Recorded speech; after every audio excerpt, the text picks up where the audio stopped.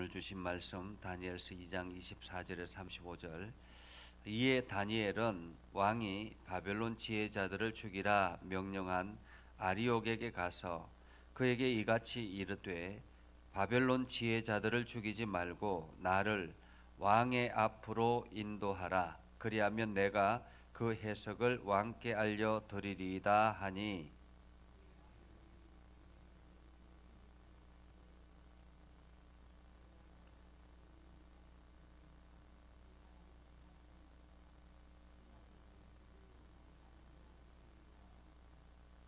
왕이 대답하여 벨드사살이라 이름한 다니엘에게 이르되 내가 꾼 꿈과 그 해석을 네가 능히 내게 알게 하겠느냐 하니,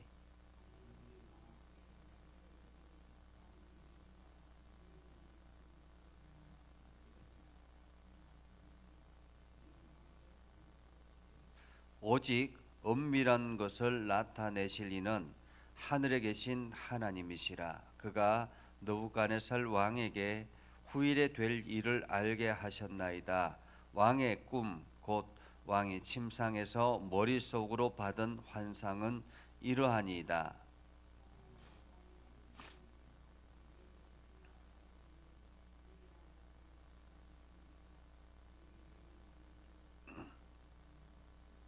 내게 이 엄밀한 것을 나타내심은 내 지혜가 모든 사람보다 낫기 때문이 아니라 오직 그 해석을 왕에게 알려서 왕이 마음으로 생각하던 것을 왕에게 알려주려 하심이니이다.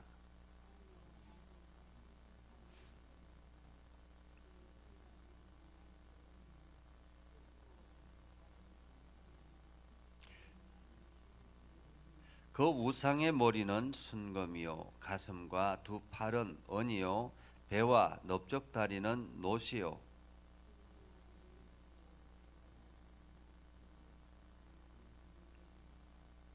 또 왕이 보신즉 손대지 아니한 돌이 나와서 신상의 쇠와 진흙에 발을 쳐서 부서뜨리매,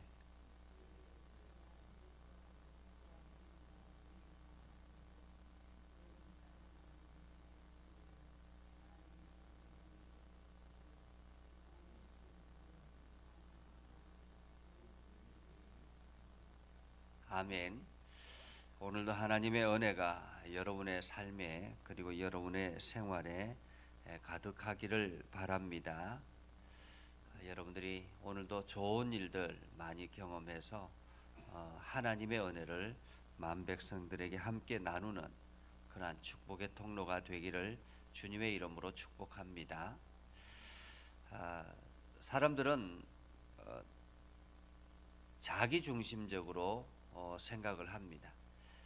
어떤 일이 일어나면 그것이 내 중심으로 일어난다라고 생각을 하고 자기가 세상의 중심이라고 생각할 경우들이 참 많습니다.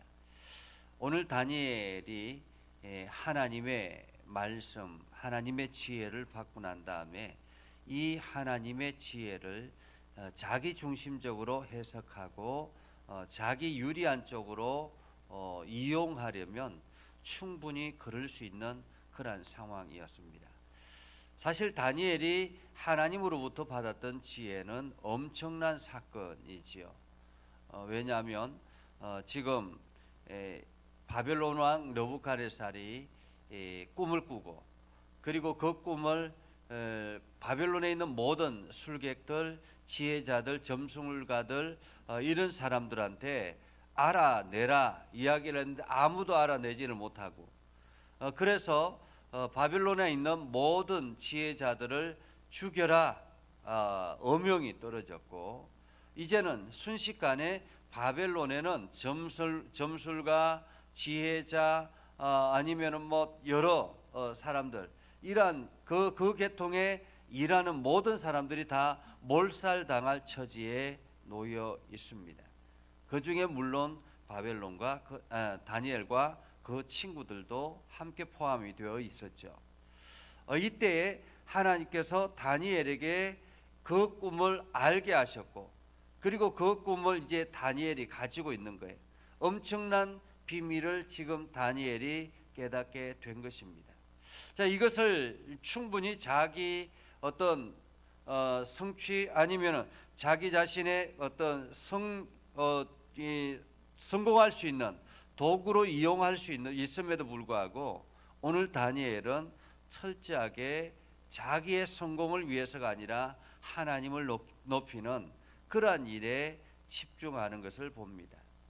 우리가 복음을 전하는 일도 마찬가지죠. 우리가 복음을 전하고 하나님 나라를 향해서 달려가는데 이 하나님 나라를 향해서 달려갈 때 우리의 믿음의 자세, 우리의 삶의 자세는 어떠해야 되는가를 다시 한 번 더 고민해 볼 수 있는 아주 중요한 부분이라 그렇게 말할 수 있습니다.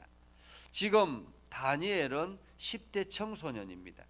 그죠? 지금 이 다니엘은 이 말씀을 전할 때는 10대 청소년이죠. 우리로 말하면 어린 아이라고 말할 수 있습니다. 그런데 그 다니엘이 이 대역사 앞에 아주 침착한 모습을 보게 되죠. 먼저 이제 꿈을 깨닫게 된 다니엘, 기도하고 난 다음에 꿈을 깨닫게 된 다니엘이 제일 먼저 찾아간 사람이 아리옥이었습니다.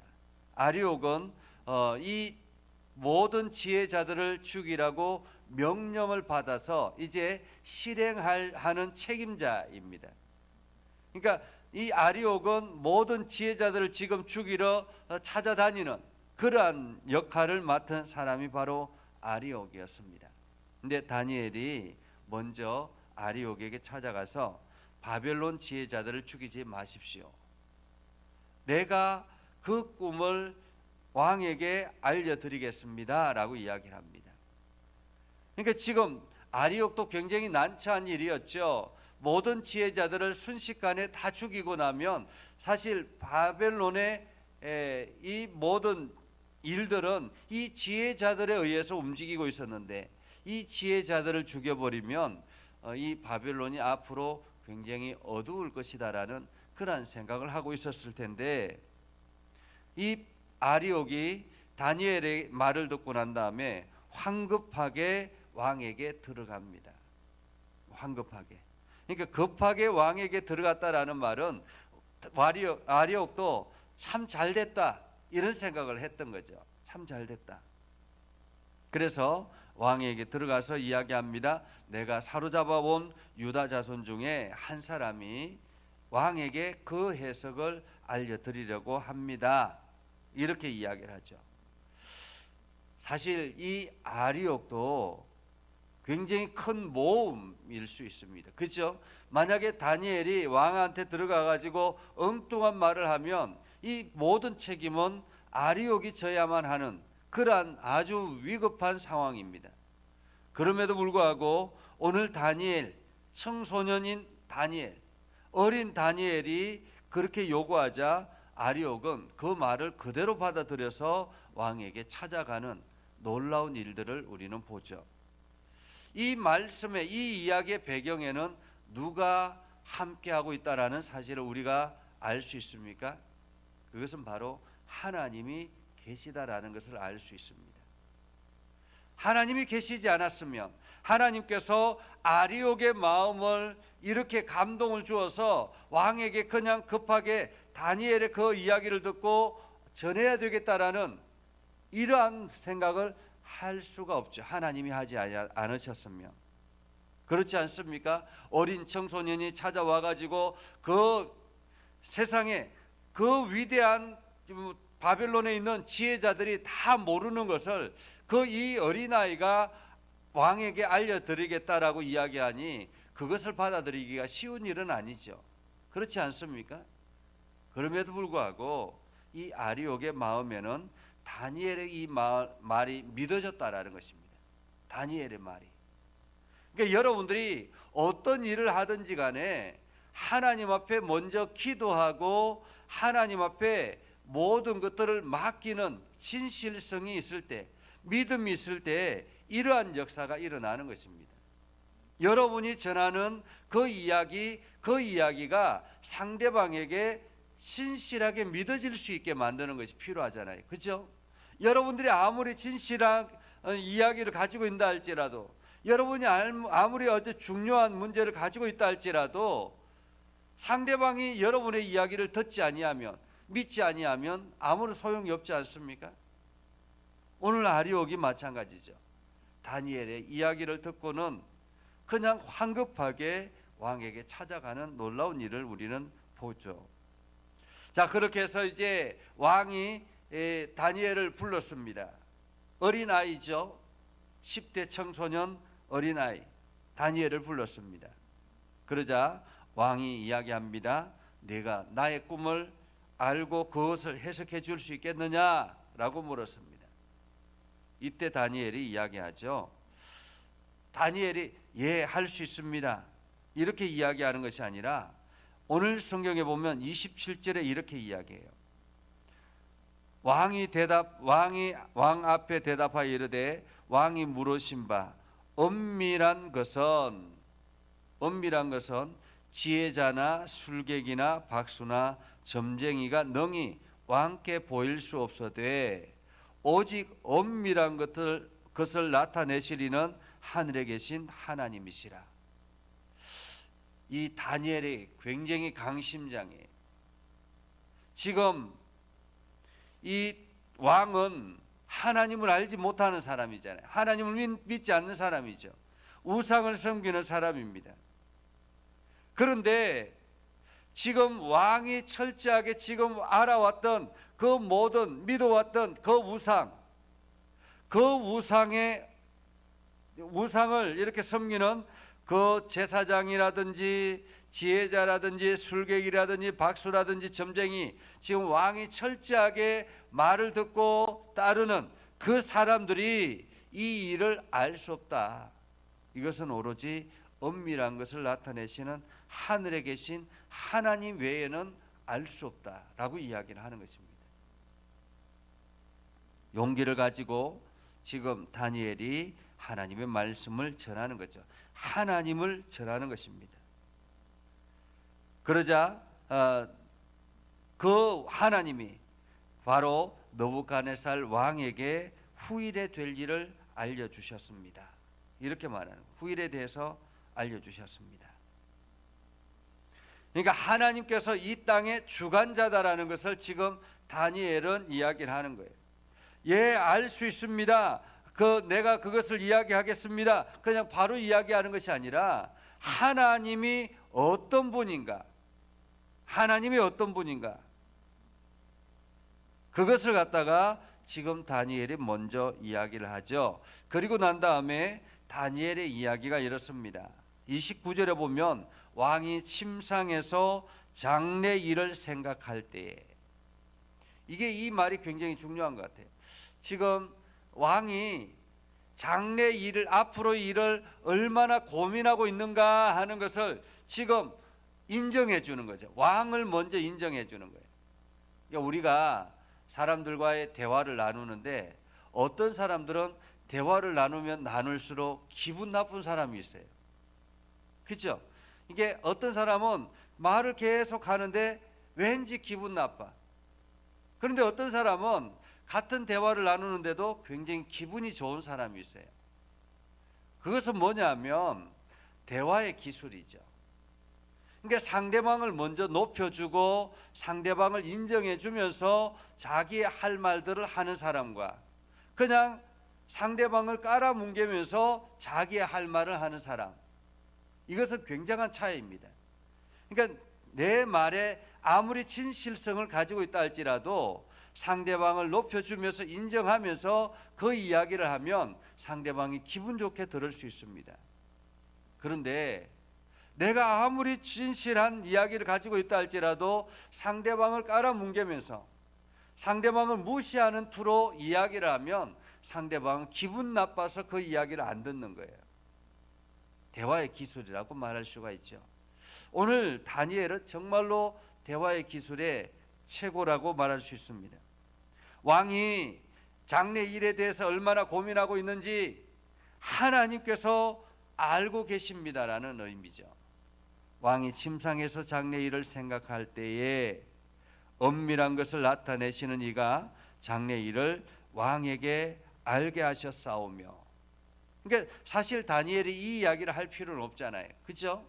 이 이야기를 할 필요 없죠. 그냥 꿈 이야기를 바로 하면 되는데 왕이 얼마나 장래 일에 대해서 고민하고 있는가를 그분이 알고 있어서 하나님이 알고 계셔서 그 일을 왕에게 알려주는 것입니다 라는 말이죠. 그리고는 다니엘이 이렇게 이야기를 합니다. 내가 그 꿈을 알게 하겠습니다. 이게 아니죠. 30절에 보면 자기는 없습니다. 내가 이 엄밀한 것을 나타내심은 내 지혜가 모든 사람보다 낫기 때문이 아니다. 내 지혜가 다른 사람보다 낫기 때문이 아니라 오직 그 해석을 왕에게 알려서 왕이 마음으로 생각하던 것을 왕에게 알려주려 하십니다. 그러니까 하나님께서 나에게 알려주셔서 왕을 위해서 알려드리는 것이지 내가 다른 사람보다 뛰어나서 아닙니다. 이렇게 이야기를 하죠.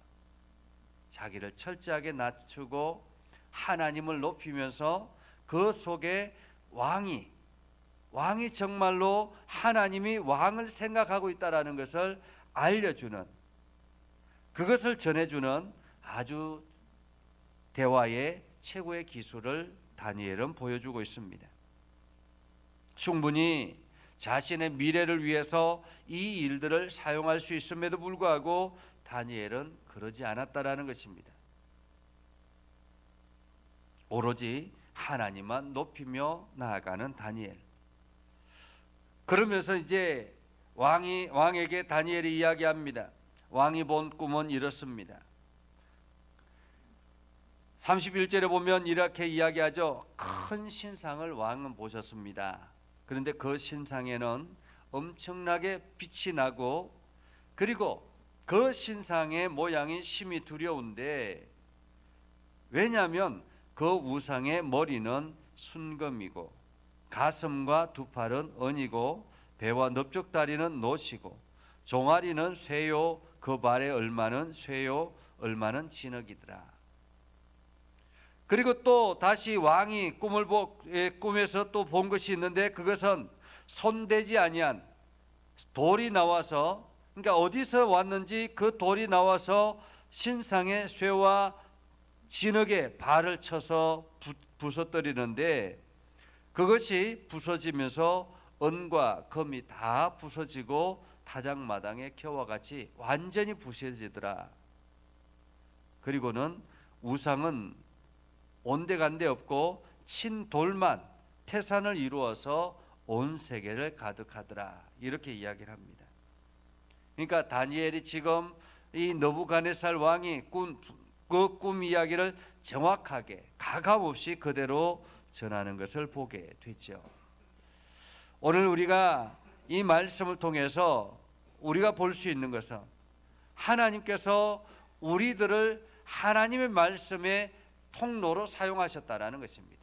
내가 대단해서 하나님의 말씀을 깨닫게 되는 것이 아니라 하나님께서 세상의 모든 사람들에게 하나님의 살아계심을 알게 하기 위해서 오늘도 우리를 믿게 하셨고 믿음의 길을 걸어가게 하셨고 또한 오늘도 우리에게 하나님의 지혜를 주시는 것입니다. 그래서 여러분들이 오늘도 사람들을 만날 때 단순히 여러분이 주인공이 아니라 하나님이 주인공임을 여러분들이 기억하고 사람들과 대화를 만들어 나가시기를 바랍니다. 그리고 그 대화 속에 사람들을 기분 좋게 하는 대화의 기술을 가질 수 있는, 그래서 여러분들이 마땅히 해야 될 말들을 하나님 앞에 기도하고 그리고 하나님의 지혜를 구해서 하나님의 지혜를 통해서 여러분들이 상대방들과 대화를 나눌 수 있기를 바랍니다.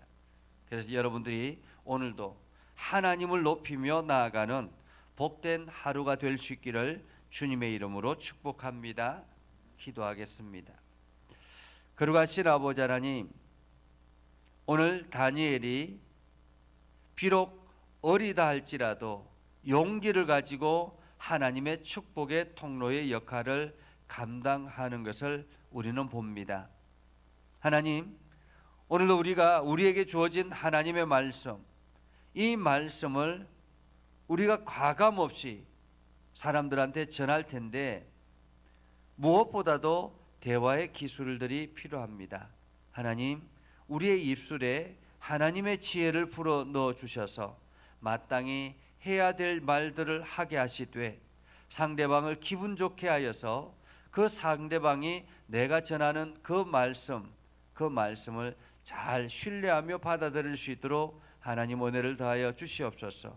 그래서 내가 나누는 그 대화 속에 하나님이 친히 주인 되어 주시고 그것을 통해서 많은 사람들이 하나님을 깨달아 알게 하여 주옵소서. 하나님, 오늘도 우리가 하나님 앞에 기도합니다. 세상의 일들을 가지고 나오며 하나님 앞에 기도합니다. 하나님의 지혜가 넘쳐나게 하시고 하나님의 사랑이 넘쳐나게 하셔서 이 모든 일들 속에 주의 영광이 드러날 수 있도록 하나님 인도하여 주시옵소서. 우리가 살아가는 모든 일들 가운데 하나님만이 나타날 수 있도록 우리를 축복의 통로로 사용하여 주옵소서. 거룩하신 아버지 하나님, 오늘도 교회를 사용하셔서 교회가 하나님의 말씀으로 새롭게 일어나게 해주시고 온 성도들이 말씀으로 용기를 가지게 하여 주옵소서. 육신의 연약한 이들을 어루만져 주시고 하나님께서 강건하게 하셔서 저들의 육체가 온전히 회복되게 하여 주시고 또한 이것을 통해서 주의 영광이 드러나게 하옵소서. 코로나19로 인해서 온 세계가 어지럽습니다. 특별히 우리나라에도 확진자가 늘어나고 있는 이때에 하나님께서 이 코로나 바이러스를 잠재워 주시고 또한 일상으로 다시 돌아갈 수 있도록 하나님 이 나라를 온 세계를 긍휼히 여겨 주옵소서. 아버지 하나님, 또한 믿지 않는 사람들에게 주의 복음을 선포하여 온 세상이 하나님의 말씀 앞에 설 수 있도록 은혜를 더하여 주시고 또한 이 시간 추수감사 예물을 드리는 손길을 복되게 하여 주시고 하나님의 은혜가 넘쳐나게 하옵소서. 예수님의 이름으로 기도드리옵나이다. 아멘. 이제는 우리 구주 예수 그리스도의 은혜와 하나님 아버지 극진하신 사랑과 성령님의 감화 감동 역사 위로 교통하시며 은혜가 주의 말씀 안에 있는 모든 믿음의 백성들 위해 하는 모든 일들 위해 영원토록 함께 하옵시기를 간절히 축원하옵나이다. 아멘.